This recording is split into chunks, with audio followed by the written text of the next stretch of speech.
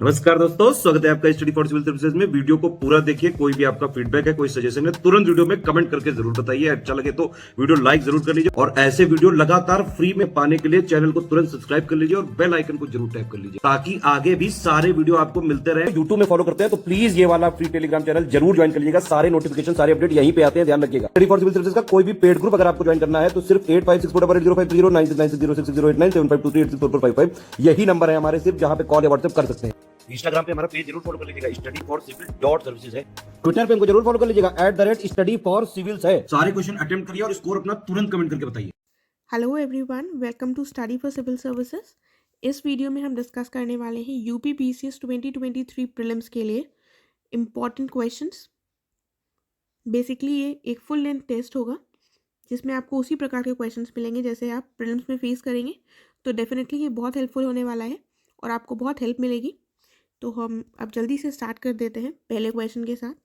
कहा गया है जो राष्ट्रपति है यानी कि प्रेसिडेंट, ये सुप्रीम कोर्ट के एक न्यायाधीश को भारत के एक्टिंग चीफ जस्टिस के रूप में नियुक्त कर सकते हैं। कौन सी कंडीशंस में कर सकते हैं? पहले में कहा गया है जब भारत के जो चीफ जस्टिस है उनका पद रिक्त हो, खाली हो, या वो टेम्परेरी रूप से एब्सेंट हो, या फिर भारत के जो चीफ जस्टिस है वो अपने कर्तव्यों को का पालन सही से ना कर पा रहे हो। तो हमारा करेक्ट आंसर क्या होगा? ऑप्शन डी करेक्ट होगा, क्योंकि इन तीनों ही दशाओं में जो राष्ट्रपति हैं वो एक एक्टिंग चीफ जस्टिस को अपॉइंट कर सकते हैं। राइट। अगला क्या दिया हुआ है? इसमें कहा गया है कि कॉन्स्टिट्यूशन में जो जज का टेन्योर है, सुप्रीम कोर्ट के जज का टेन्योर, वो कितना दिया हुआ है? वो निर्धारित नहीं है, 1 वर्ष है, 2 वर्ष है या 6 माह है। तो देखिए ऐसे क्वेश्चंस थोड़े कंफ्यूजिंग हो जाते हैं और एग्जाम में पूछ भी लिए जाते हैं। हमारे कॉन्स्टिट्यूशन में सुप्रीम कोर्ट के जज का टेन्योर निर्धारित नहीं है, तो ऑप्शन ए करेक्ट होगा। राइट। फिर देखते हैं, अब हमको करेक्ट स्टेटमेंट चूज करना है। क्या कहा गया है कि जो मुख्य न्यायाधीश के अलावा अन्य न्यायाधीश हैं, इनकी जो अपॉइंटमेंट है, इसके मामले में जो चीफ जस्टिस है यानी कि मुख्य न्यायाधीश, इनके साथ परामर्श अनिवार्य होता है। और उसके बाद कहा गया है सुप्रीम कोर्ट के न्यायाधीशों की नियुक्ति जो है वो राष्ट्रपति के द्वारा की जाती है। तो आपने ऊपर वाले क्वेश्चन में देख लिया कि कौन अपॉइंट करता है सुप्रीम कोर्ट के जजेस को? प्रेसिडेंट। तो इसका मतलब दूसरा स्टेटमेंट तो बिल्कुल सही है और पहला स्टेटमेंट भी हमारा यहाँ पर सही है, ऑप्शन सी करेक्ट होगा। नेक्स्ट क्या दिया हुआ है? इसमें हमको करेक्ट ऑप्शन चूज करना है। लिखा हुआ है, पहले स्टेटमेंट में दिया हुआ है कि जो यूएसए है इसमें न्यायपालिका की दोहरी प्रणाली लागू होती है, यानी कि एक केंद्र के लिए और दूसरी राज्यों के लिए। इंडिया जो है ये एक फेडरल कंट्री है, लेकिन यहाँ पर जो जुडिशरी है वो इंटीग्रेटेड है। तो ये दोनों स्टेटमेंट्स बिल्कुल सही हैं, ऑप्शन सी करेक्ट होगा। इंटीग्रेटेड है इसका मतलब क्या हुआ? सबसे नीचे हमारे आते हैं डिस्ट्रिक्ट कोर्ट्स, फिर आते हैं हमारे हाई कोर्ट्स, उसके ऊपर सबसे सुप्रीम हमारी है सुप्रीम कोर्ट। इस तरह से एक इंटीग्रेटेड पैटर्न को फॉलो किया जाता है हमारे यहाँ। तो दूसरा स्टेटमेंट सही है और पहले में यूएसए के बारे में भी बिल्कुल सही दिया हुआ है। अगला देखते हैं। इसमें कहा गया है ओरिजिनली जब हमारा कॉन्स्टिट्यूशन बना था तो सुप्रीम कोर्ट के कितने जजेस होंगे, ये कितने जजेस को फिक्स किया गया था? तो कितने जजेस को फिक्स किया गया था सुप्रीम कोर्ट में? 8, 7, 5 या 10? तो 8 जजेस होंगे सुप्रीम कोर्ट में, ये कहा गया था। राइट। फिर देखते हैं क्या कहा गया है। इसमें कहा गया है कि जो कृष्ण मेनन कमेटी है, इस कमेटी के रिकमेंडेशन में कौन सी कमेटी फॉर्म हुई थी 1964 में? तो वो कौन सी कमेटी है? ऑप्शंस देख लीजिए सारे। वो कमेटी है हमारी कमेटी ऑन पब्लिक अंडरटेकिंग्स।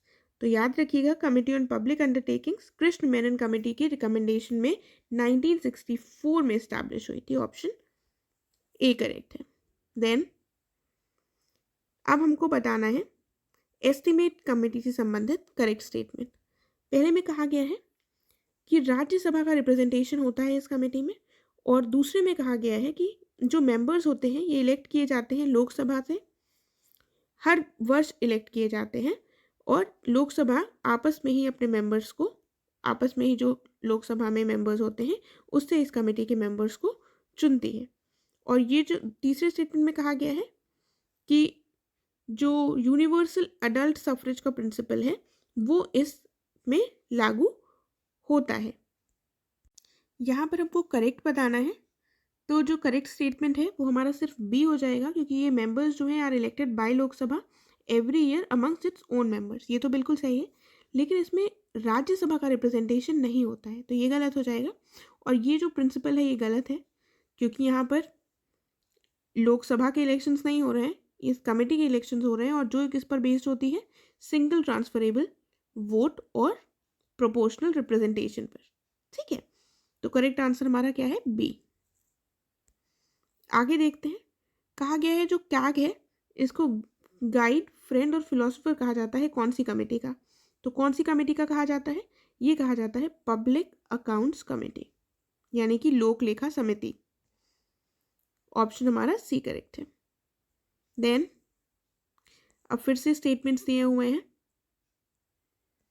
लिखा हुआ है एडहॉक कमेटी जो है ये डिवाइड होती है इंक्वायरी कमेटी और एडवाइजरी कमेटी में। और जो इंक्वायरी कमेटी है ये कॉन्स्टिट्यूट की जाती है time to time to inquire into and report on specific subjects. तो दोनों बातें बिल्कुल सही हैं, ऑप्शन करेक्ट हो जाएगा, ऑप्शन नंबर सी। अगला प्रश्न दिया हुआ है कि संसदीय प्रक्रिया में इनमें से कौन सा भारतीय नवाचार है जो कि 1954 में अस्तित्व में आया? यानी कि भारतीय नवाचार का मतलब क्या हुआ कि भारतीयों के द्वारा वो संसदीय प्रक्रिया में जोड़ा गया।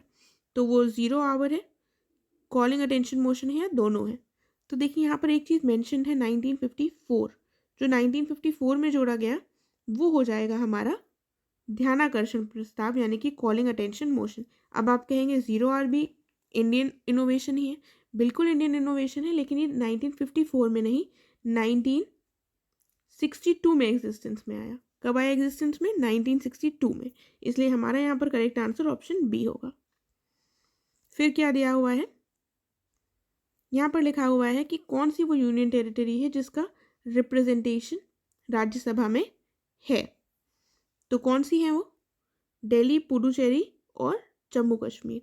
कौन सी यूनियन टेरिटरी का रिप्रेजेंटेशन है? इन तीनों का ही है, ऑप्शन डी करेक्ट हो जाएगा। 12th क्वेश्चन में आ गए हैं हम, हमको करेक्ट स्टेटमेंट बताना है। इसमें कहा गया है जो प्रेसिडेंट है वो नॉमिनेट करते हैं 12 मेंबर्स राज्यसभा में, और अमेरिकन सीनेट जो है उसमें कोई भी नॉमिनेशन का सिस्टम नहीं है। तो ये दोनों बातें बिल्कुल सही हैं, ऑप्शन सी करेक्ट होगा। अब आप ये बताइए कि जो प्रेसिडेंट नॉमिनेट करते हैं 12 मेंबर्स को राज्यसभा में, ये इंडियन कॉन्स्टिट्यूशन के कौन से आर्टिकल के तहत किए जाते हैं? जल्दी से बताइएगा इसको कमेंट कर। हम आगे बढ़ते हैं। अगला है वोटिंग एज जो है ये रिड्यूस कर दी गई थी 21 से 18 वर्ष पे। वो कौन से कॉन्स्टिट्यूशनल अमेंडमेंट के द्वारा की गई थी? तो कौन सा कॉन्स्टिट्यूशनल अमेंडमेंट है? 61st कॉन्स्टिट्यूशनल अमेंडमेंट 1989 के द्वारा ये एज रिड्यूस की गई थी।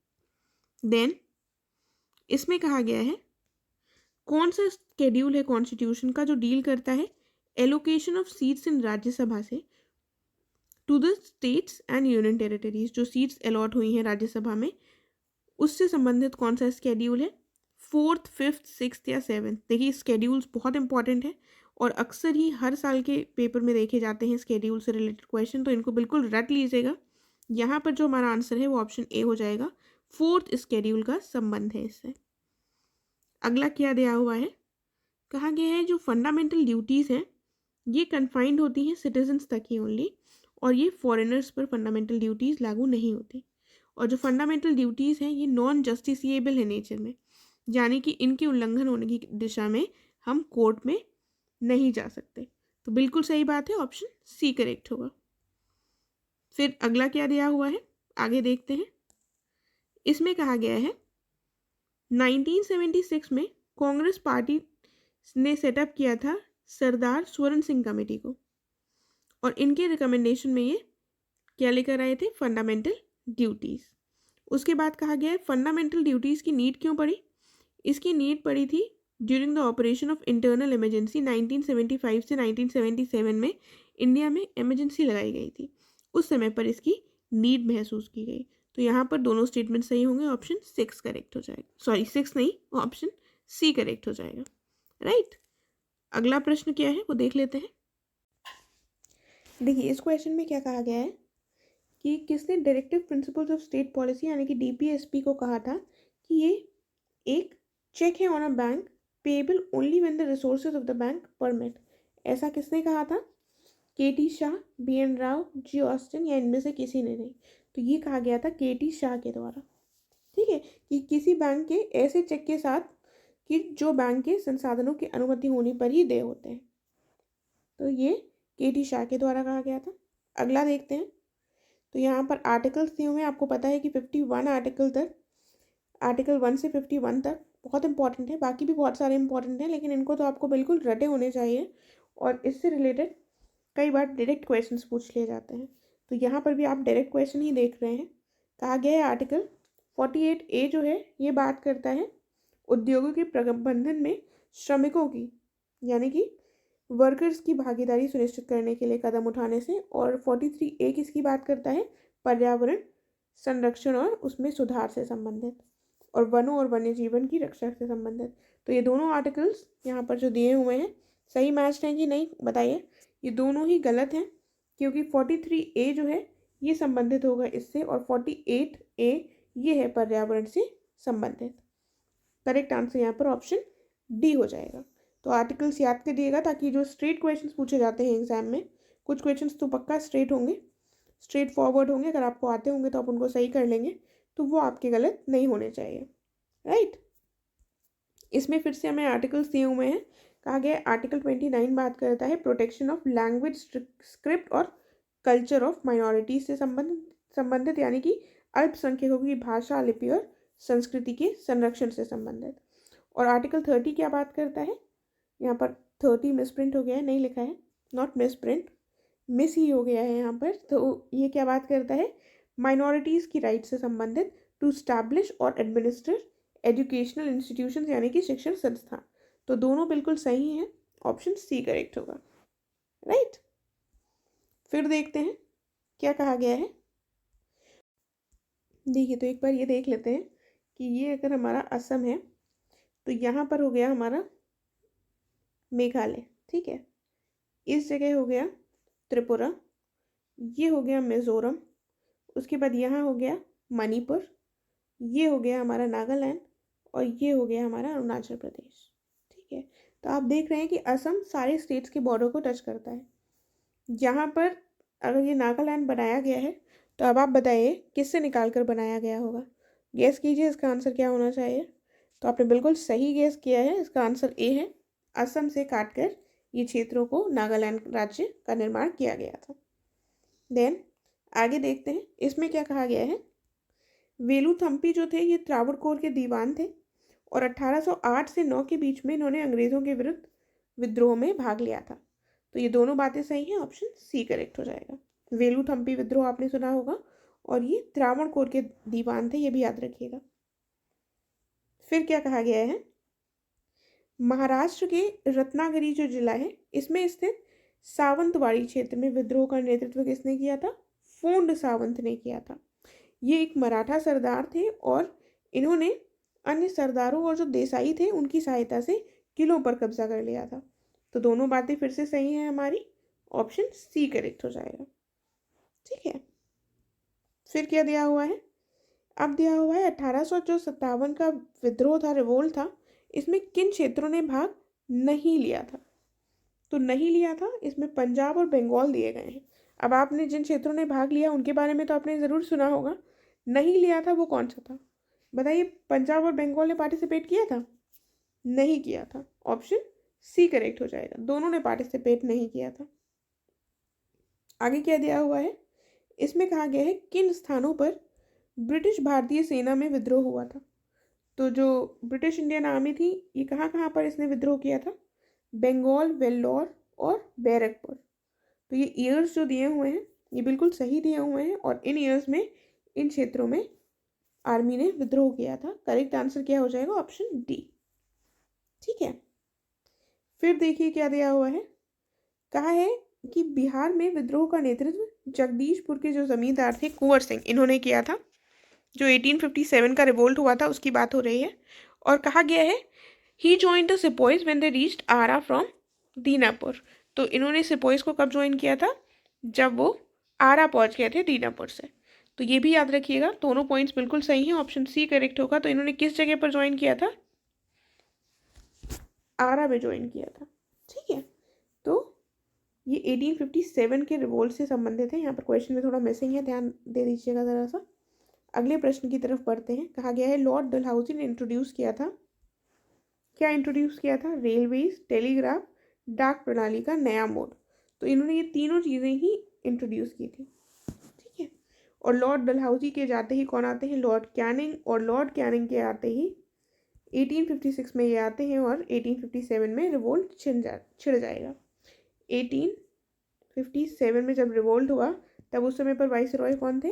लॉर्ड कैनिंग थे, लॉर्ड डलहौजी नहीं थे। ऑप्शन यहाँ पर फिलहाल डी सही होगा। फिर क्या है, कुछ स्टेटमेंट्स फिर से दिए हुए हैं।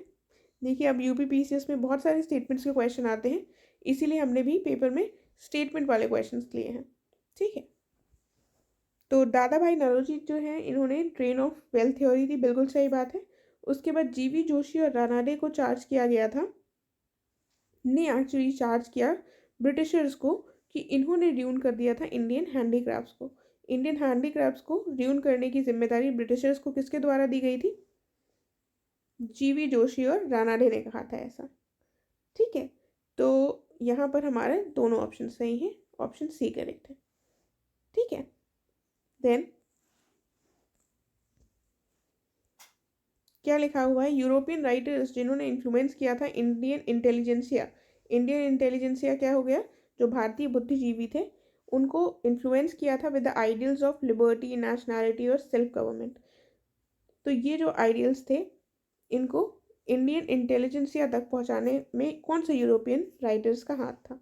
तो वो दिए हुए हैं मिल्टन, शेली, बेंथम और मिल। इन तीनों का ही हाथ था, ऑप्शन डी करेक्ट होगा। अगला प्रश्न देखते हैं, इसमें क्या कहा गया है? इसमें लिखा हुआ है कि जोसेफ मजीनी बायोग्राफी एंड पॉलिटिक्स, ये जो किताब है जोसेफ मजीनी बायोग्राफी एंड पॉलिटिक्स, ये किसके द्वारा लिखी गई है? ऑप्शन हैं ये हमारे सामने, किसके द्वारा लिखी गई है? वीडी सावरकर के द्वारा लिखी गई है। ठीक है, तो ये शायद आपने ना सुना हो, इसको ध्यान से पढ़ लीजिएगा, ऑप्शन ए करेक्ट है। राइट, आगे बढ़ते हैं, 30th क्वेश्चन पर पहुंच गए हैं। इसमें क्या कहा गया है? इंडियन एसोसिएशन ऑफ कलकत्ता, ये कब फाउंड हुआ? 1876 में फाउंड हुआ। तो ये भी एक पॉइंट क्वेश्चन से ही निकल आया है कि 1876 में ये फाउंड हुआ था। और इसके फाउंडर्स कौन थे? सुरेंद्र नाथ बैनर्जी, आनंद मोहन बोस। किसने इसको स्थापित किया? इन दोनों ने ही किया, ऑप्शन सी करेक्ट होगा। आगे देखते हैं, मद्रास महाजन सभा जो कि 1884 में स्थापित हुई थी, ये किसके द्वारा स्थापित की गई 1884 में? तो ये स्थापित की गई थी इन सभी लोगों के द्वारा, ऑप्शन डी करेक्ट होगा। एम वी राघवाचारी, जी सुब्रमण्यम अय्यर और पी आनंद चार्लू, इन तीनों लोगों ने मद्रास महाजन सभा को स्थापित किया था। राइट, उसके बाद एहरार मूवमेंट, ये जो एहरार मूवमेंट था ये किसके नेतृत्व में हुआ था? ऑप्शंस क्या दिए हुए हैं, लिस्ट दी हुई है कुछ लीडर्स की, मौलाना मोहम्मद अली, हकीम अजमल खान, हसन इनाम, मौलाना जफ़र अली खान और मज़हरुल हक। तो किसके नेतृत्व में हुआ था? इन सभी नेताओं के नेतृत्व में हुआ था, तभी ऑप्शन डी करेक्ट हो जाएगा। राइट, अगला देख लेते हैं क्या कहा गया है। माउंटबैटन जो प्लान था इसने एक्चुअली एनविजन किया था दो डोमिनियंस का अस्तित्व में आना, और जो बॉर्डर है इंडिया और पाकिस्तान का उसको किसने डिटरमाइन किया था? Sir Cyril Radcliffe. तो ये रेडक्लिफ इनके नाम में आता था, इनका सरनेम था, तभी इसको रेडक्लिफ लाइन भी कहा जाता है। दोनों पॉइंट्स बिल्कुल सही हैं, ऑप्शन हमारा सी करेक्ट हो जाएगा। और माउंटबैटन प्लान से पहले कैबिनेट मिशन प्लान आया था, कब आया था? 1946। इन्होंने एक आखिरी प्रयास किया था कि ये जो डिवीज़न है इसको रोक लिया जाए और ये डिवीज़न ना हो, एक यूनाइटेड इंडिया ही आए। जबकि इन्होंने कहा था कि जो इंडिया है इसको हम 3 ग्रुप्स में बांट देंगे।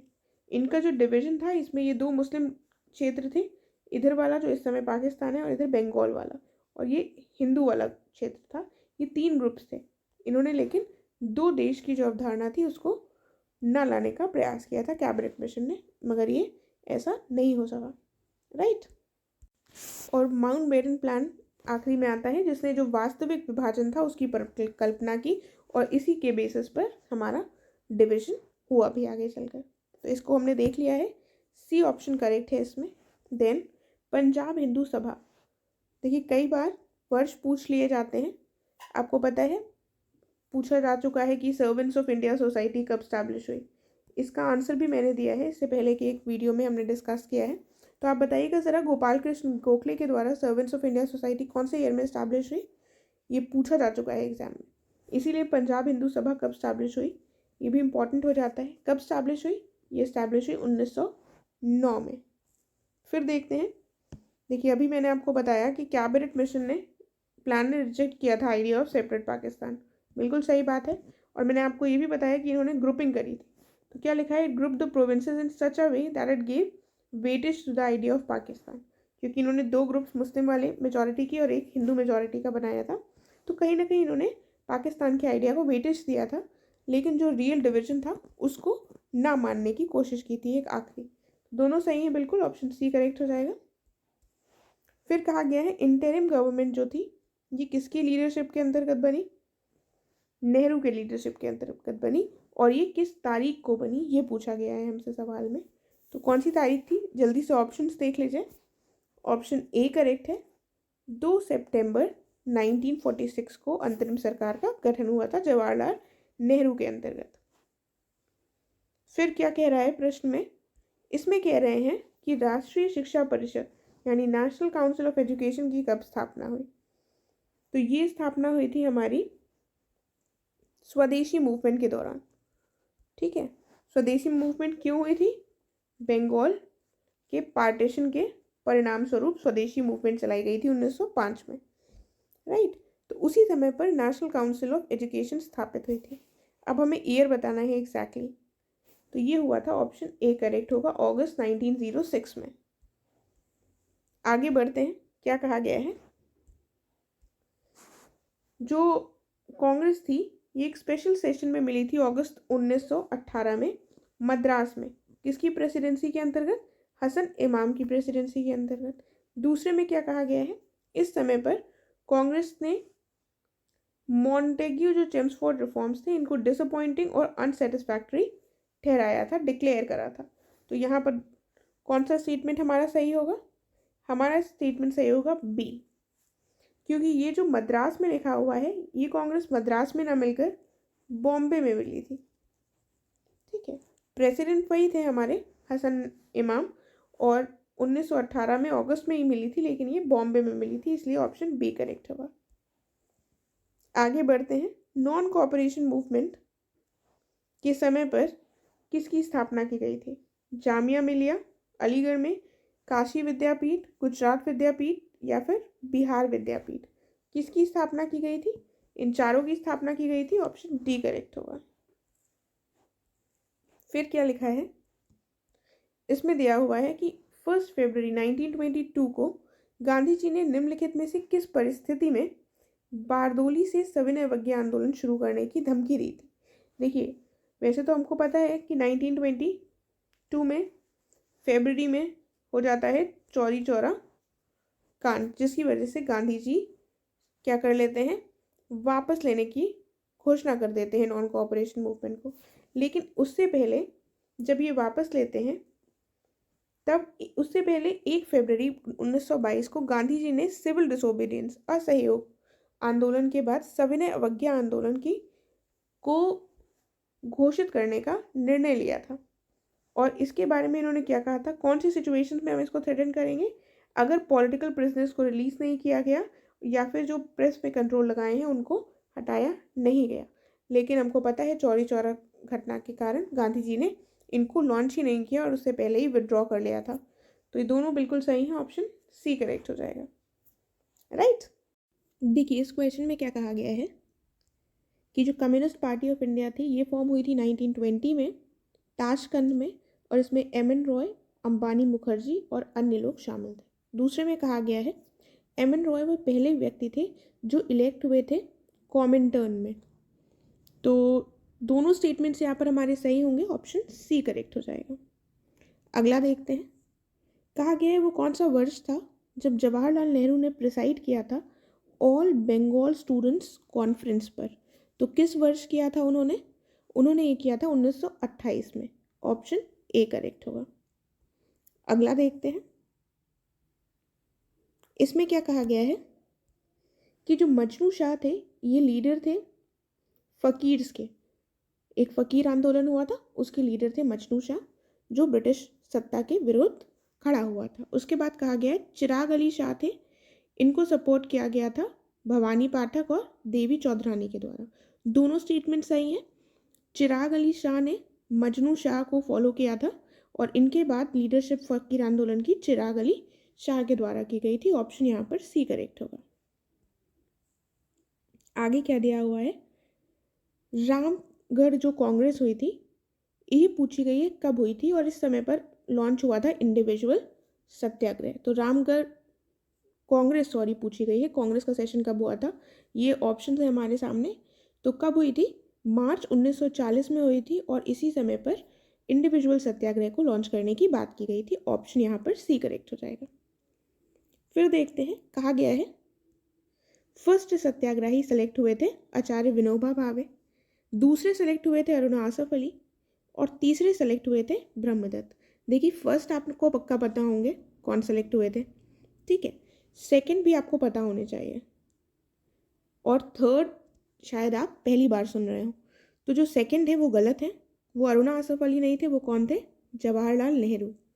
फर्स्ट आचार्य विनोबा भावे बिल्कुल सही है और थर्ड ब्रह्मदत्त भी बिल्कुल सही है। तो करेक्ट आंसर हमारा ऑप्शन नंबर सी हो जाएगा। देन इसमें कहा गया है कि लीव इंडिया टू गॉड, ये मई 1942 में किसने कहा था कि अब भगवान पर छोड़ दो भारत को, लेकिन अब तुम लोग चले जाओ यहाँ से। तो ये बात कही गई थी महात्मा गांधी के द्वारा। ऑप्शन ए करेक्ट होगा। अगला दिया हुआ है कि 17 में प्रति सरकार जो है ये ऑर्गेनाइज की गई थी वाई.बी. चौहान और नाना पाटिल जैसे नेताओं के अंतर्गत।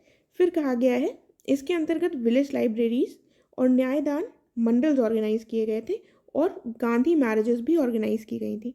तो ये दोनों स्टेटमेंट्स हमारे बिल्कुल सही हैं। ऑप्शन सी करेक्ट हो जाएगा। आगे बढ़ते हैं। सी राजगोपालाचारी फॉर्मूला जो था इसके संबंध में कुछ स्टेटमेंट्स दिए हुए हैं।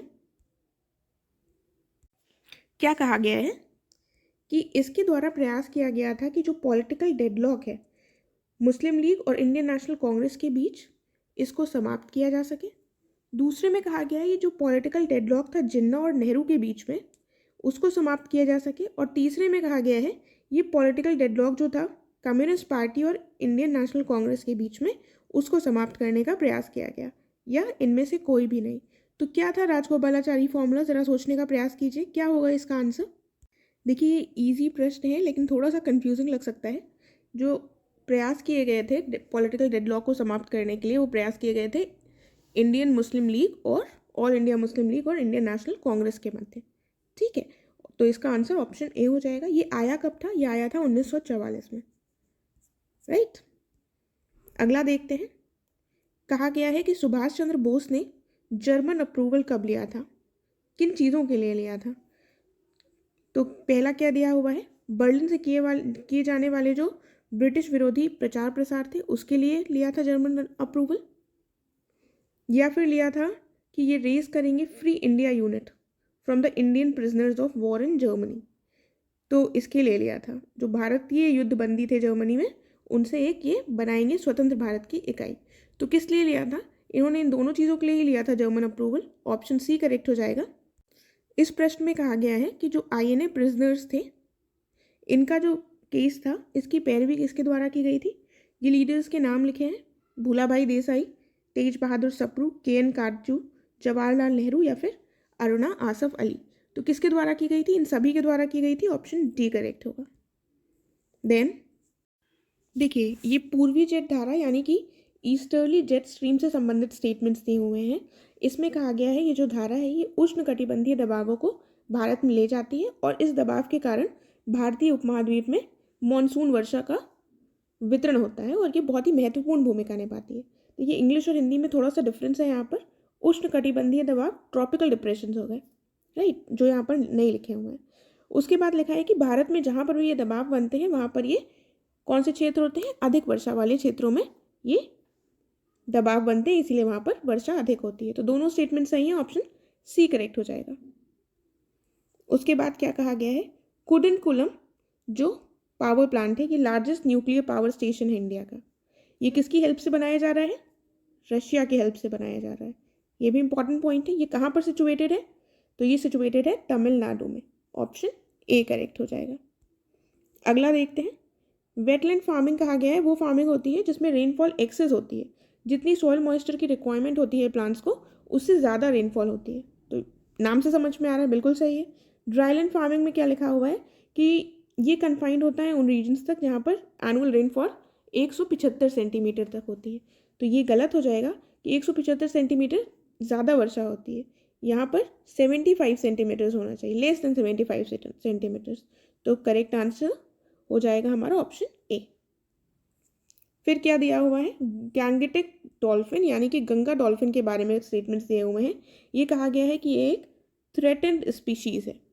उसके बाद कहा गया है कि ये schedule 1 of wild life protection act 1972 के अंतर्गत आती है और ये सेलाइन वाटर में केवल जी सकती है। तो जो पहला स्टेटमेंट है ये तो सही है, दूसरा स्टेटमेंट गलत हो जाएगा। अगर आपको नहीं भी पता है तो आप थोड़ा सा ध्यान लगाएं, तो ये कहाँ पाई जाती है, गंगा रिवर में। तो गंगा रिवर का क्या पानी सलाइन है, नहीं, वो फ्रेश वाटर है। तो ये केवल जो सर्वाइव कर सकती है ये फ्रेश वाटर में ही सर्वाइव कर सकती है। और गंगा डॉल्फिन केवल जो इंडिया और इंडिया का सब कॉन्टिनेंट वाले क्षेत्र में ही पाई जाती है, बाकी ये और कहीं नहीं पाई जाती है। तो फिलहाल इसका आंसर क्या होगा, ऑप्शन ए करेक्ट होगा। अगला देखते हैं, क्रोकोडाइल ब्रीडिंग प्रोजेक्ट के बारे में हमको सही स्टेटमेंट बताना है। कहा गया है ये ओडिशा में 1971 में शुरू हुआ था। उसके बाद कहा गया है इसका प्रोजेक्ट में असिस्ट कौन कर रहा है, यूनाइटेड नेशंस डेवलपमेंट प्रोग्राम। तो यहाँ पर बी स्टेटमेंट जो है वो सही है, ऑप्शन बी होगा। पहला गलत होगा क्योंकि इसको स्टार्ट किया गया था 1975 में, 1975 में, राइट। फिर देख लेते हैं, अब इसमें बताना है कौन सा करेक्टली मैच्ड है। तो वल्चर कंजर्वेशन प्रोजेक्ट 2006, गिर लायन प्रोजेक्ट 1973। अब ये दोनों बिल्कुल सही है या इनमें से कोई एक सही और कोई दूसरा गलत है। तो क्या आंसर होगा, ये दोनों सही है, ऑप्शन सी करेक्ट है, राइट। आगे बढ़ते हैं, क्या कहा गया है, प्रोजेक्ट रेड पांडा ये स्टार्ट किया गया था 1994 में। उसके बाद कहा गया है रेड पांडा जो है ये कहाँ पाया जाता है, सिक्किम में, अरुणाचल प्रदेश में और दार्जिलिंग में। तो कौन सा स्टेटमेंट सही है, दोनों बिल्कुल सही है, ऑप्शन डी करेक्ट होगा। इसमें क्या लिखा है कि अब हमें बताना है, ये सारी किसी इनमें से किसी क्रॉप के बारे में डिटेल्स दी हुई है, हमें बताना है कौन सा क्रॉप है। वो क्रॉप जो अर्ध शुष्क जलवायु यानी कि सेमी एरिड क्लाइमेटिक कंडीशंस में होता हो, एंड ये रिक्वायर करता है 15 से 100 सेंटीमीटर तक रेनफॉल और टेम्परेचर कितना होना चाहिए, 21 से 27 डिग्री सेल्सियस तक। तो ये कौन से क्रॉप की बात हो रही है, मेज़ की यानी मक्का की, ऑप्शन ए करेक्ट होगा। देन कॉफ़ी के बारे में कहा गया है, ये एक ट्रॉपिकल प्लांटेशन क्रॉप है। इसकी 3 वेराइटीज़ हैं, अराबिका, रोबस्टा और लिबेरिका। और जो कॉफ़ी ओरिजिनेट नहीं कल्टीवेट होती है, ये होती है हाईलैंड्स ऑफ वेस्टर्न घाट्स, जहाँ पर कौन कौन से राज्य आते हैं, कर्नाटका, केरला और तमिलनाडु। तो इसमें हमारा कौन सा सही होगा, तीनों बिल्कुल सही है। अब यहाँ पर मैं आपसे एक प्रश्न पूछना चाहूँगी, ये जो 3 वेराइटीज़ ऑफ कॉफ़ी हैं इनमें से इंडिया में सबसे ज़्यादा कौन सी होती है, ठीक है। तो इसका आंसर कीजिएगा। हम अगले प्रश्न की ओर बढ़ते हैं। देखिए, अगर आप कोई चीज़ खुद गूगल सर्च करेंगे, खुद ढूंढने का प्रयास करेंगे, तो वो आप हमेशा याद रख पाएंगे और थोड़ा इंटरैक्टिव होगा अगर हमारा सेशन, तो आपको इंटरेस्ट भी ज़्यादा आएगा, राइट। वरना तो पढ़ाई इज़ ऑलवेज बोरिंग। देन हम 60th क्वेश्चन में आते हैं, क्या है, अब हमें बताना है ये कौन सी ऑयल फील्ड्स हैं जो करेक्टली मैच्ड हैं। घावर फील्ड सऊदी अरेबिया में, बुरगान फील्ड कुवैत में और अज़ेरी चिराग गुनेशिला ये कैस्पियन सी अज़रबैजान में पाई जाती है। तो ये बिल्कुल हमारे तीनों ऑप्शंस बिल्कुल सही हैं, ऑप्शन डी करेक्ट हो जाएगा। तो ये ऑयल फील्ड्स हैं, एक बार इनके नाम देख लीजिएगा, इनकेस एग्जाम में ऐसा आता है क्वेश्चन तो आपको पता होना चाहिए। देन हेमेटाइट से संबंधित हमको बताना है कौन सा स्टेटमेंट सही है। तो हेमेटाइट किसका प्रकार है, आयरन का। ये रेडिश इन कलर है और इसमें आयरन कंटेंट जो है देखिए तो ये आयरन कंटेंट की कितना रेंज होता है इसमें, ये होता है 60 से 70%। तो हेमेटाइट आयरन का प्रकार नहीं है, अगर मैंने प्रकार बोल दिया हो तो ये ओर है। ठीक है, आयरन ओर है। दोनों स्टेटमेंट्स यहाँ पर सही होंगे, ऑप्शन सी करेक्ट होगा। राइट, फिर देखते हैं सिडराइट की बात की गई है, कहा गया ये superior variety of iron ore है और इसका जो आयरन कंटेंट है वो कितना होगा, लगभग 48% तक।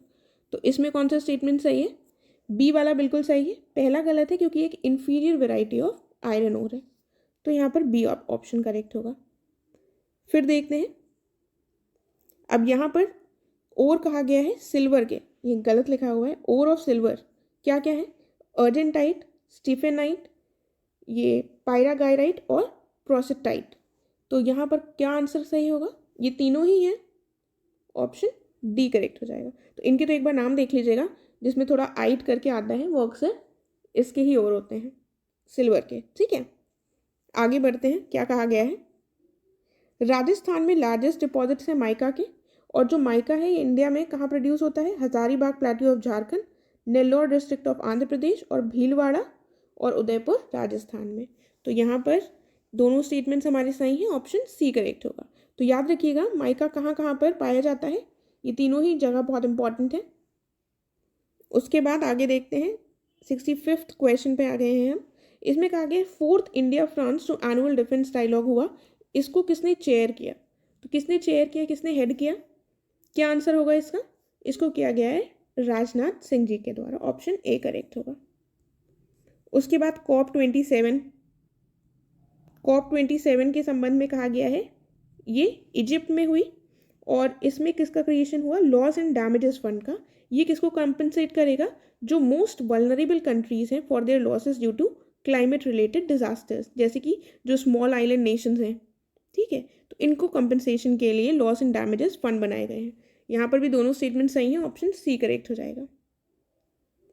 फिर अगला देखते हैं, क्या कहा गया है, डिजिटल रुपी। डिजिटल रुपी जो है ये सेंट्रल बैंक डिजिटल करेंसी है और इशू कौन कर रहा है इसको, आरबीआई, बिल्कुल सही बात है।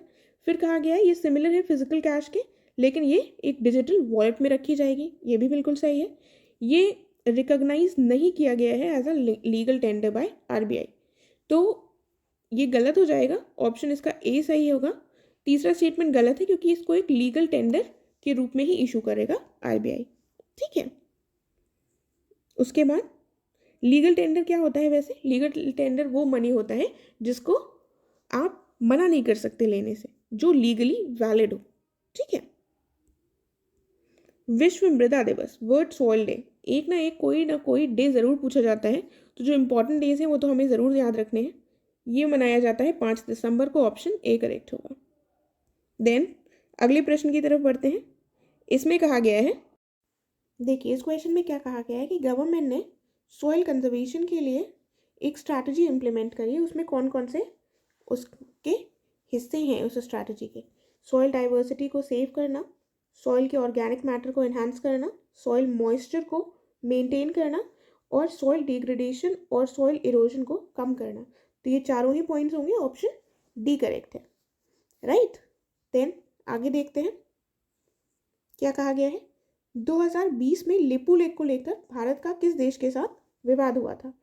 तो ये एक मैप जारी किया था, कौन से देश ने, नेपाल ने जारी किया था, और उसने कहा था कि ये हिस्सा जो है ये नेपाल का पार्ट है, तो इसी के चलते विवाद हो गया था। तो हमारे यहाँ का आंसर हो जाएगा ऑप्शन ए। देखिए तो इसमें क्या लिखा हुआ है, यूनाइटेड नेशंस के एस्टिमेट्स के हिसाब से कौन सा स्टेटमेंट करेक्ट है ये बताना है। तो लिखा हुआ है कि इंडिया की पॉपुलेशन डिक्लाइन होना शुरू हो जाएगी 2043 से और वर्ल्ड पॉपुलेशन ग्रो करेगी 2086 यानी 2086 तक। तो यहाँ पर हमारा केवल बी सही होगा, ए गलत है क्योंकि इंडिया की जो पॉपुलेशन है डिक्लाइन होना शुरू होगी 2063 से। ठीक है, तो याद रखिएगा इसको। आगे बढ़ते हैं, कहा गया है कि किस देश ने recently 20th party congress of CPC organize करी। तो कौन सा देश है, ऑप्शंस देख लीजिए जल्दी से।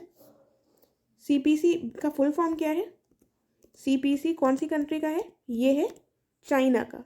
राइट, यहाँ पर आंसर हो जाएगा हमारा ऑप्शन ए, चाइना, और इसका फुल फॉर्म क्या है, चाइनीज कम्युनिस्ट पार्टी या communist party of China. Right, उसके बाद ब्लू बगिंग जो है ये न्यूज़ में था, इसका मतलब क्या है, ये तरह का बग है या फिर ये एक हैकिंग का रूप है जिससे हमलावर है वो डिवाइस को खोजने योग्य ब्लूटूथ कनेक्शन के माध्यम से एक्सेस करने की सहूलियत प्राप्त कर लेते हैं। और उसके बाद है ये एक वायरस है जिससे कोविड-19 महामारी से उबरने वाले लोग प्रभावित हो रहे हैं। तो इसका आंसर क्या है? ऐसे ही कन्फ्यूजिंग ऑप्शंस आपको एग्जाम में मिलेंगे, अगर आपको नहीं पता है तो आप नहीं टिक कर पाएंगे। इसका आंसर है ऑप्शन नंबर बी, राइट। तो ये एक हैकिंग का रूप है। देन उसके बाद कहा गया है कि भारत सरकार ने G20 की अध्यक्षता के दौरान कौन से देश को 10 अतिथि देशों में से एक के रूप में आमंत्रित किया है। तो जो इंडिया के नेबरिंग कंट्रीज हैं उसमें से इंडिया ने केवल एक देश को आमंत्रित किया है अपने 10 देशों की गेस्ट लिस्ट में। तो इसमें हमारा करेक्ट आंसर हो जाएगा ऑप्शन नंबर बी, यानी कि बांग्लादेश यहाँ पर करेक्ट आंसर होगा। बी ऑप्शन यहाँ पर करेक्ट होगा। तो इंडिया की जो लिस्ट है 10 कंट्रीज़ की, वो उसमें कौन कौन से देश शामिल हैं? सबसे पहले तो बांग्लादेश हो गया, उसके बाद हो गया इजिप्ट, फिर मॉरिशियस, उसके बाद Netherlands, Nigeria, Oman, Singapore, Spain और यूएई। ठीक है, तो एक बार थोड़ा सा देख लीजिएगा, कुछ ट्रिक बनाने की कोशिश कर सकते हैं हम, जैसे कि बांग्लादेश, फिर इजिप्ट, उसके बाद मॉरिशियस, उसके बाद नीदरलैंड्स, नाइजीरिया, एन से 2 हो गए, और उसके बाद ओमान, फिर सिंगापुर, स्पेन, और उसके बाद आ जाता है यूएई। ठीक है, तो इस तरह से आप देख लीजिएगा, कुछ अगर आपको ट्रिक हो सके यहाँ पर तो आप इसको याद रख सकते हैं। उसके बाद देखिए, सेंट्रल गवर्नमेंट ने कॉन्स्टिट्यूट करी है एक कमेटी रिव्यू करने के लिए इम्प्लीमेंटेशन ऑफ मनरेगा स्कीम। तो वो किसके अंतर्गत बनाई गई है? ये बनाई गई है अमरजीत सिन्हा के अंतर्गत। ऑप्शन सी करेक्ट हो जाएगा। फिर देखते हैं क्या कहा गया है। रोसाटम एक Russia state owned nuclear energy corporation है। इसने क्यों ऑफर किया है? एडवांस फ्यूल ऑप्शन ऑफर किया है। इंडिया की लार्जेस्ट पावर स्टेशन है, न्यूक्लियर पावर स्टेशन, जो कुदनकुलम में है। तो दोनों स्टेटमेंट सही है, ऑप्शन सी करेक्ट होगा। ठीक है, देन उसके बाद कहा गया है नवंबर 26 को हम कैसे सेलिब्रेट करते हैं? कॉन्स्टिट्यूशन डे के रूप में। और ये शुरू कब हुआ था? 2016 में। तो कौन सा स्टेटमेंट सही होगा? केवल पहला सही होगा, ए। इसको शुरू किया गया था 2015 में। याद रखिएगा, कॉन्स्टिट्यूशन डे को सेलिब्रेट करना। उसके बाद सुकन्या समृद्धि अकाउंट, इसके संबंध में स्टेटमेंट्स दिए हुए हैं। क्या लिखा है? इसको लॉन्च किया गया था 2015 में बेटी बचाओ बेटी पढ़ाओ कैंपेन के अंतर्गत। और इसके अंतर्गत कौन सी लड़कियां शामिल होंगी? जिनकी उम्र 18 वर्ष से कम है, उन्हीं लड़कियों को शामिल किया जाएगा। तो यहाँ पर हमारा केवल ऑप्शन ए करेक्ट होगा, क्योंकि इसके अंतर्गत 18 वर्ष से कम उम्र की नहीं, 10 वर्ष से कम उम्र की बालिकाओं को ही शामिल किया जाएगा। तो यहाँ पर ऑप्शन ए करेक्ट हो जाएगा। देन अभी हाल ही में हर स्टार्ट एक उद्यम लॉन्च किया गया है, महिला उद्यमियों के लिए लॉन्च किया गया है। और इसको किस विश्वविद्यालय का एक स्टार्टअप प्लेटफॉर्म है, ये बताना है। तो वो कौन से विश्वविद्यालय का है? यह है गुजरात यूनिवर्सिटी का, यानी कि ऑप्शन ए करेक्ट हो जाएगा। ठीक है, फिर हम आगे बढ़ते हैं। कहा गया है recently competition commission of India जो है, इसने एक रीजनल ऑफिस खोला है, यानी कि क्षेत्रीय कार्यालय। तो ये कहाँ पर खोला है? तो इसको खोला गया है मुंबई में। ऑप्शन ए करेक्ट होगा। देन आगे देखते हैं। कहा गया है ODOP, one district one product जो स्कीम है, इसको लॉन्च किया गया था 24 जनवरी 2018 को। उत्तर प्रदेश की जो सरकार है उसने लॉन्च किया था। ठीक है, और जब इसको देखा कि ये सक्सेसफुल हो रही है तो इसको सेंट्रल गवर्नमेंट ने भी अडॉप्ट कर लिया। तो ये दोनों बातें सही हैं, ऑप्शन सी करेक्ट होगा, राइट। फिर क्या कहा गया है? एस्पिरेशनल डिस्ट्रिक्ट प्रोग्राम, ये जो है ये 2014 जनवरी में लॉन्च किया गया। और इसका लक्ष्य है कि जो 112 सबसे कम विकसित जिले हैं, यानी कि अंडर डेवलप्ड डिस्ट्रिक्ट्स हैं, उनको अच्छे से और जल्दी से ट्रांसफॉर्म किया जा सके। तो यहाँ पर ये कौन सा स्टेटमेंट गलत होगा? पहला वाला गलत है, क्योंकि ये जनवरी 2018 में लॉन्च हुई है। ठीक है, तो ऑप्शन बी हो जाएगा यहाँ पर। अगला क्या दिया हुआ?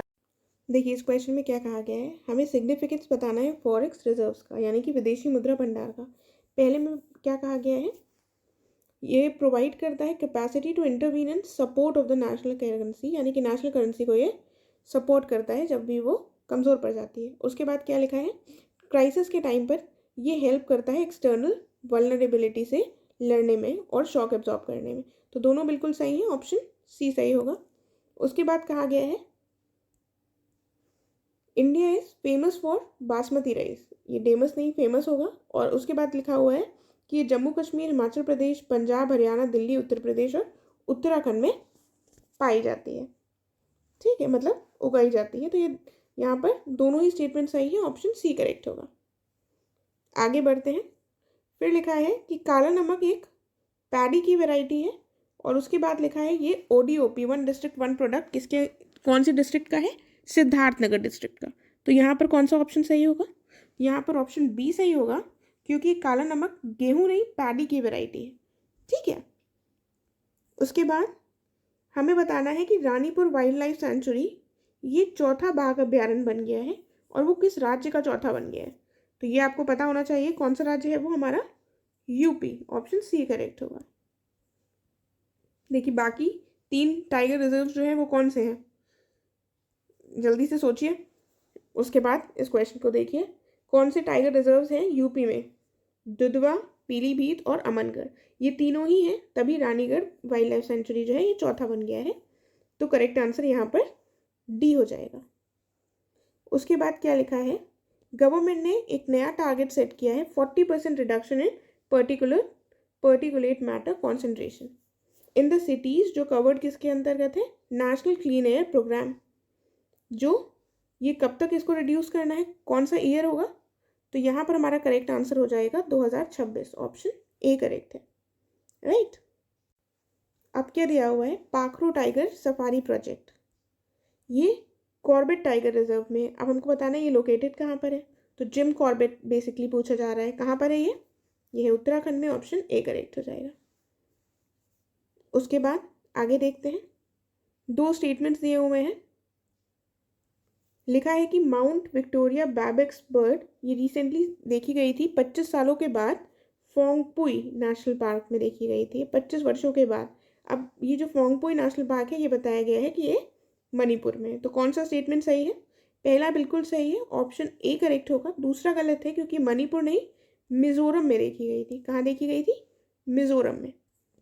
उसके बाद इसमें लिखा है कि रिसेंटली WWF ने रिलीज किया है बाइनियल लिविंग प्लैनेट रिपोर्ट, ये किस चीज़ का ट्रेंड शो करता है, global biodiversity and health of the planet.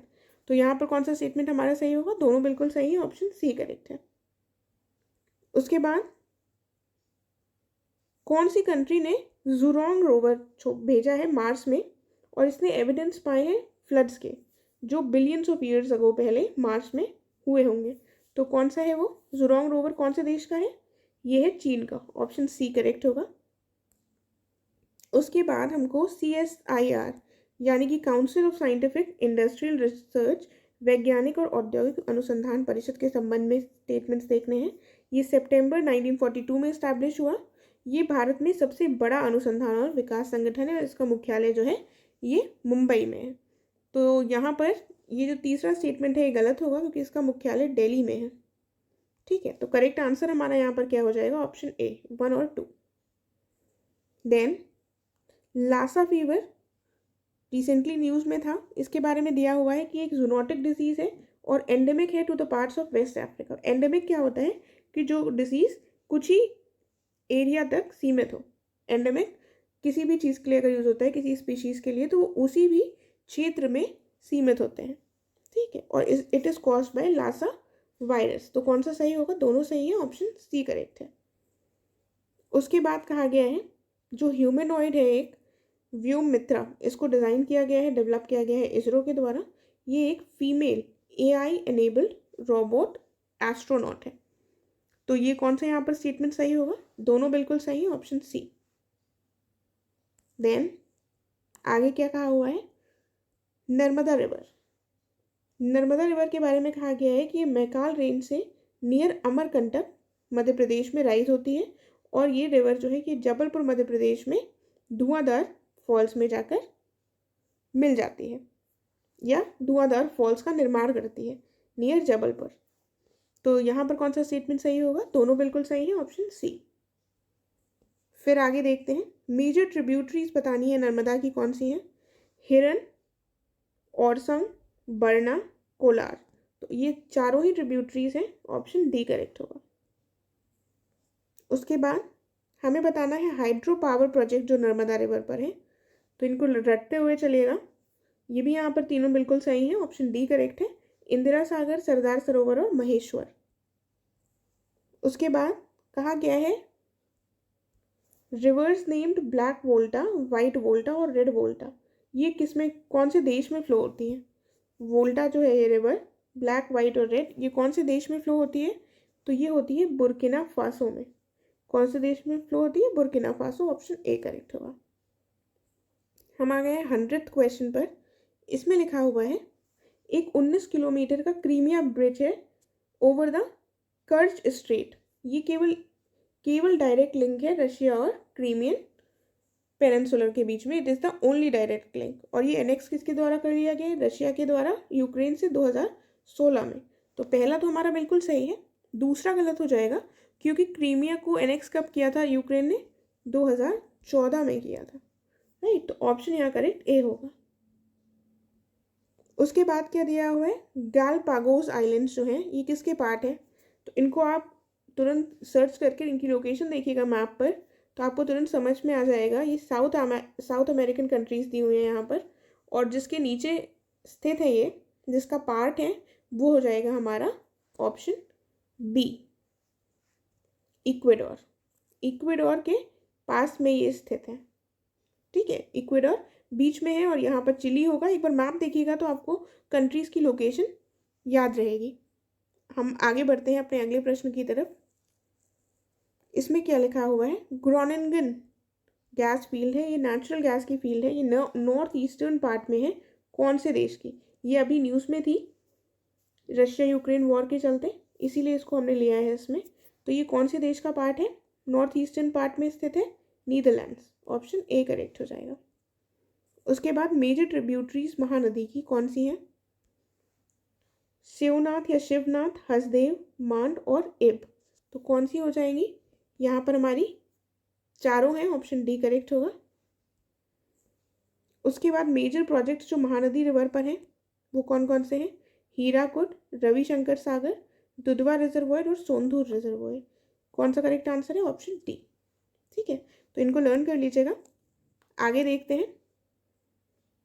फिर स्टेटमेंट्स दिए हुए हैं, लिखा हुआ है माउंट ब्लैंक जो है ये हाईएस्ट पीक है आल्प्स की यूरोप में, और ये लाई कहाँ करती है? फ्रांस, स्विट्जरलैंड और जर्मनी के बीच।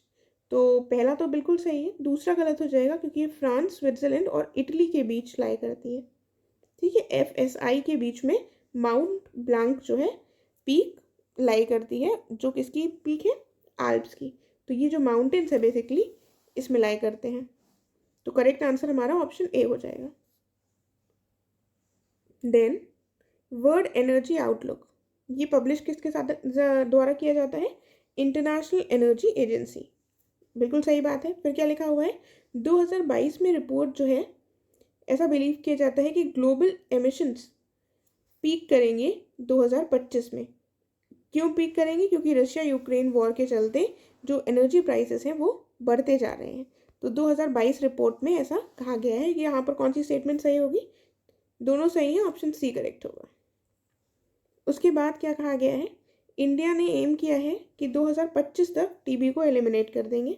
और उसके बाद निक्षय मित्र एक कंपोनेंट है इस इनिशिएटिव का, जिसके द्वारा इंश्योर किया गया है कि जो भी एडिशनल डायग्नोस्टिक, न्यूट्रिशनल और वोकेशनल सपोर्ट है वो टीबी ट्रीटमेंट में दिया जाएगा। तो यहाँ पर भी दोनों बिल्कुल सही है, याद रखिएगा निक्षय मित्र का संबंध टीबी के ट्रीटमेंट से है। फिर क्या लिखा हुआ है? वो कौन सी स्टेट है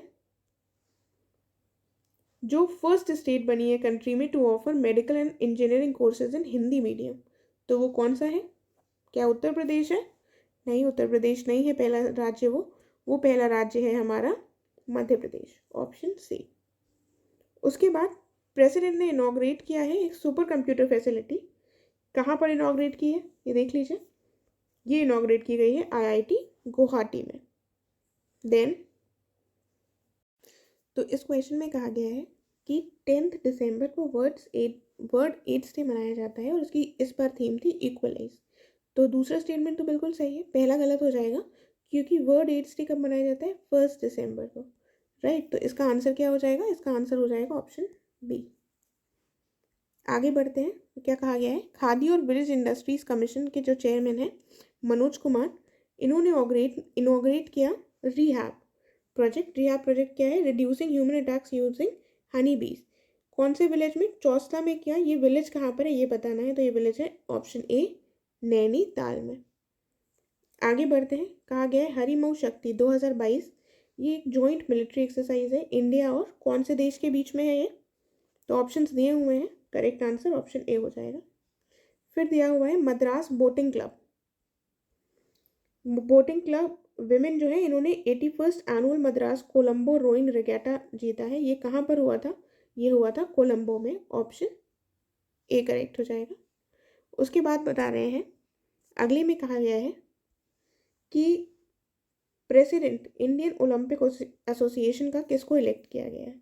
तो नीरज चोपड़ा, पीटी उषा, दूती चंद या मैरी कॉम, किसको इलेक्ट किया गया है? ये इलेक्ट किया गया है पीटी उषा को, ऑप्शन बी करेक्ट होगा। देन इसमें कहा गया है कि foundation stone for international Buddhist university the first in India, ये कहाँ पर ले डाउन किया गया है? त्रिपुरा, मेघालय, मिजोरम या मणिपुर? तो ये ले डाउन किया गया है त्रिपुरा में, ऑप्शन ए करेक्ट होगा। Then international day of solidarity ये 29 नवंबर को मनाया जाता है प्रत्येक वर्ष। और ये क्यों मनाया जाता है? To spread awareness about the issues faced by the Palestinian people along with promoting a peaceful Palestine Israel resolution. आपको पता है पैलेस्टीन और इसराइल के बीच में विवाद निरंतर चला आ रहा है काफ़ी दशकों से, तो इसीलिए इंटरनेशनल डे ऑफ सॉलिडारिटी मनाया जाता है। तो ये दोनों ही ऑप्शंस बिल्कुल सही हैं, दोनों ही स्टेटमेंट्स, ऑप्शन सी करेक्ट होगा। फिर क्या दिया हुआ है? National payments corporation of India, इन्होंने national payments of corporation of India जो है इसने साइन किया है एक MOU सेंट्रल बैंक के साथ। किस कंट्री के सेंट्रल बैंक के साथ? टू लॉन्च रुपए डेबिट कार्ड। तो वो कौन सा देश है जिसके साथ साइन किया है MOU? ऑप्शंस आपके सामने है, करेक्ट आंसर है ओमान, ऑप्शन ए करेक्ट होगा। फिर हमको बताना है वो कौन सा बैंक है जिसने लॉन्च किया है one stop merchant solution app, जिसका नाम है स्मार्ट हब व्यापार मर्चेंट ऐप। तो वो आंसर है ऑप्शन ए HDFC बैंक। आगे क्या दिया हुआ है? RBL बैंक ने पार्टनर किया है कौन सी कंपनी के साथ? To launch a new credit card जिसका नाम है प्ले। क्या आंसर हो जाएगा इसका? Option B Book My Show के साथ। देन प्रत्येक वर्ष ब्रेस्ट कैंसर अवेयरनेस कैंपेन जो मनाई जाती है वो कौन से मंथ में मनाई जाती है? अक्टूबर, नवंबर, दिसंबर या जनवरी?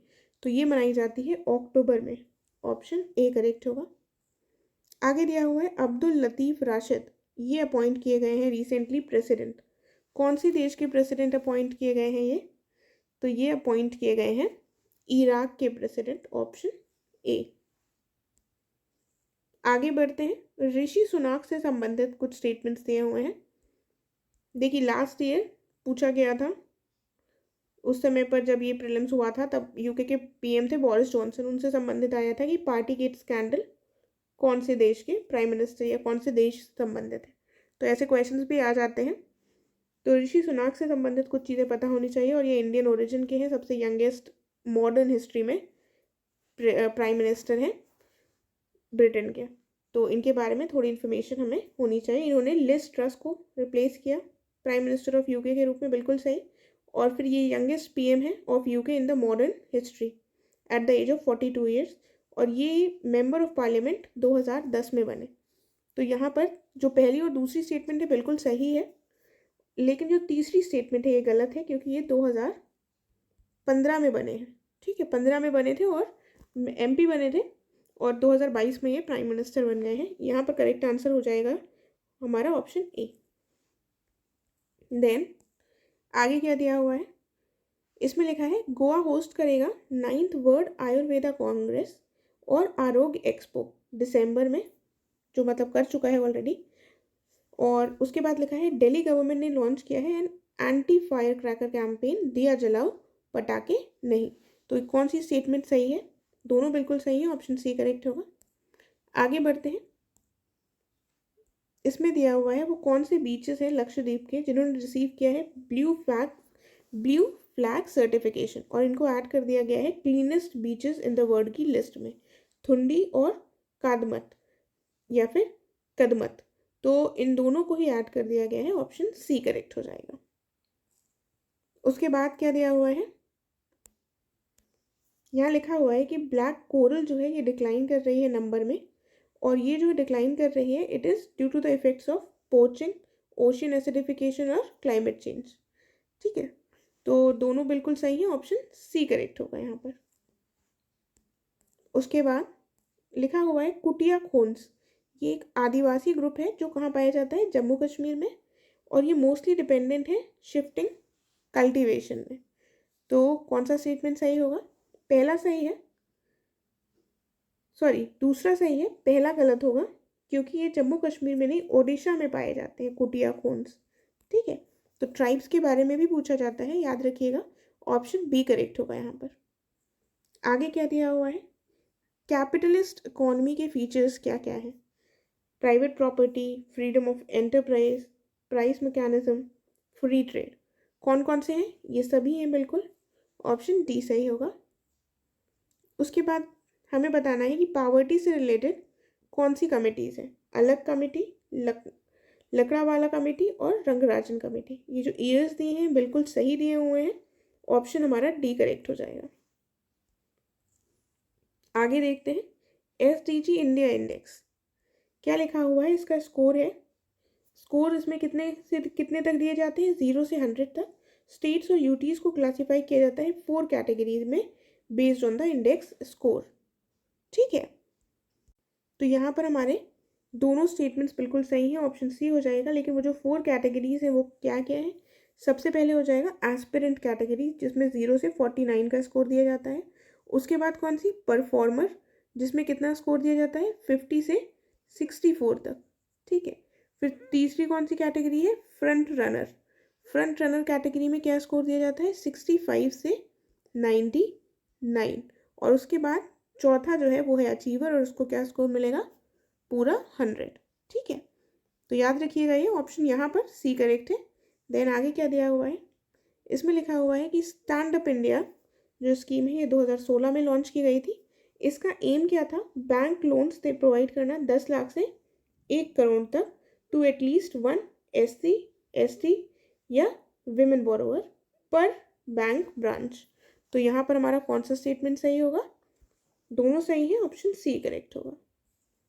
आगे हेडलाइन इन्फ्लेशन के बारे में लिखा हुआ है कि ये एक मेजर है of total inflation with in an economy, और उसके बाद लिखा है it includes price rise in food, fuel and all other commodities. तो दोनों स्टेटमेंट्स बिल्कुल सही हैं, ऑप्शन सी करेक्ट होगा। नेक्स्ट क्या लिखा हुआ है, inflation target in India is set by the government in consultation with RBI, और ये सेट किया जाता है वंस एवरी 2 ईयर्स। तो पहला वाला तो बिल्कुल सही है, दूसरा गलत हो जाएगा क्योंकि it is set once in every 5 years. ठीक है, 5 सालों में एक बार किया जाता है, ऑप्शन ए सही है यहाँ पर। उसके बाद इंटरपोल से संबंधित कुछ स्टेटमेंट्स दिए हुए हैं, कहा गया है ये 194 मेंबर्स का इंटर गवर्नमेंटल ऑर्गेनाइजेशन है और इसका हेडक्वार्टर लंदन में है। पहला बिल्कुल सही है, दूसरा गलत हो जाएगा क्योंकि इसका हेडक्वार्टर जो है वो लियोन फ्रांस में है।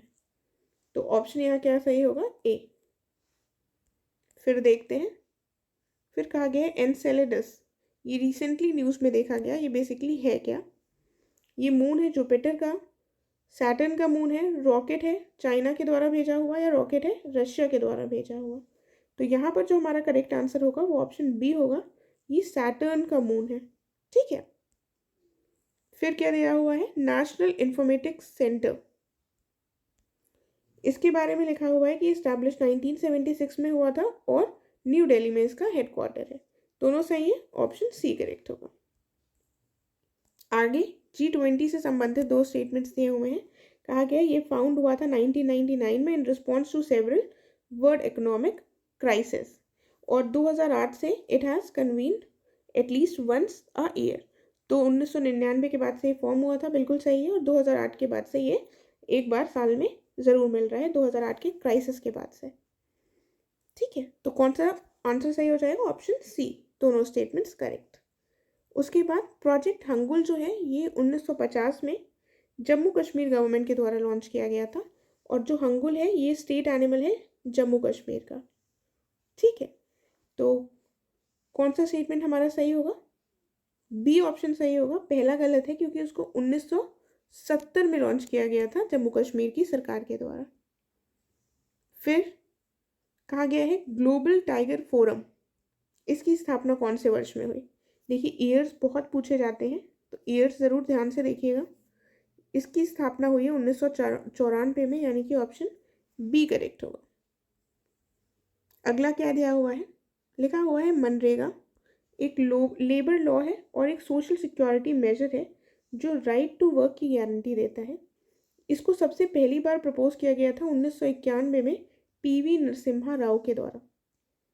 ठीक है, तो ये जो दोनों स्टेटमेंट्स हैं हमारे बिल्कुल सही हैं।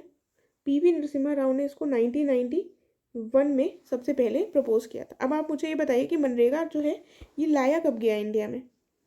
वो कौन सा ईयर है जब इसको लाया गया? पूरी कंट्री में कब लाया गया और कुछ डिस्ट्रिक्ट्स में इसको कब लागू किया गया? तो ज़रूर बताइएगा इसका आंसर कमेंट करके। यहाँ पर फिलहाल हमारा जो आंसर है वो ऑप्शन सी है। अगला COP27 से संबंधित स्टेटमेंट दिया हुआ है। लिखा हुआ है एक कोएलिशन ऑफ 18 गवर्नमेंट्स है जिसने ज्वाइन किया है एक साथ एक नया हाई लेवल ग्रुप बनाने के लिए, जिसका नाम क्या है? Ambition on melting ice, AMI, on sea level rise and mountain water resources. इसको लीड किसने किया है? चिली, आइसलैंड, इन दोनों ही देशों ने इसको लीड किया है। करेक्ट आंसर हो जाएगा हमारा ऑप्शन सी। अगला देखते हैं। कहा गया है इंडियन रेलवे ने प्लान किया है टिल्टिंग ट्रेन्स को लाने का बाय विच ईयर? तो ये कब तक लाना है? 2026 तक, ऑप्शन ए। फिर डुगोंग, या जिसको सी काऊ भी कहा जाता है, ये कौन से राज्य का स्टेट एनिमल है? कौन सा राज्य यूनियन टेरिटरी है वो? तो ये है हमारा option A, Andaman and Nicobar islands. उसके बाद फिर से कुछ स्टेटमेंट्स आ गए हैं, देख लेते हैं। कहा गया है शिपकिला एक माउंटेन पास है जो लोकेटेड है किन्नौर डिस्ट्रिक्ट ऑफ हिमाचल प्रदेश में, और सतलज रिवर एंटर करती है इंडिया में इसी पास के द्वारा। तो यहाँ पर दोनों बातें सही हैं, ऑप्शन सी करेक्ट होगा। अगले में देखते हैं यहाँ पर क्या स्टेटमेंट्स दिए हैं।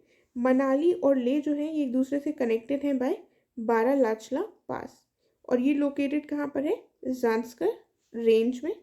तो ये भी बिल्कुल सही है, ऑप्शन सी करेक्ट होगा। देन अब फिर से स्टेटमेंट्स ही देखनी है हमको। लिखा हुआ है एल्जाइमर्स जो डिसीज़ है ये एक न्यूरोलॉजिकल डिसऑर्डर है, और ये कॉज कैसे होता है?